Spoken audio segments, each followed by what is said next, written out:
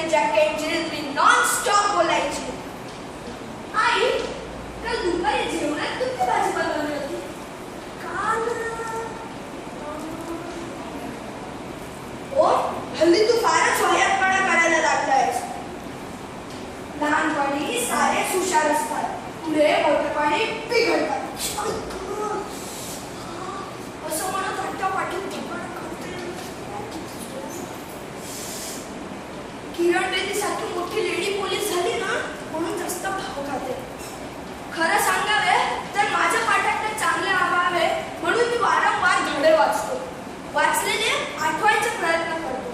आत्मविश्वास वाढावा म्हणून वक्तृत्व स्पर्धामध्ये भाग घेतो.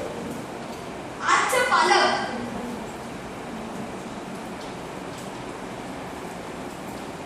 उद्याचा भारत सिनेमाने बिघडवले. सिरियसली रडत. अशा अनेक विषयांवर मी बोलू शकतो. म्हणजे असं नाही की मला ही सगळी भाषणे अगदी तोंडपाठ आहे, पण माझ्याकडे चांगले मुद्दे असतात. त्या मुद्द्यांवर मी बोलू शकतो. अशी माझी बुद्धी तीव्र आहे, पण मेमरी वीक आहे. इकडेच माझ्या हुशारीची गडबड आहे. पण मला खात्री आहे, आय मीन मला माहिती आहे की मी माझ्या मेमरीला वाढवणार.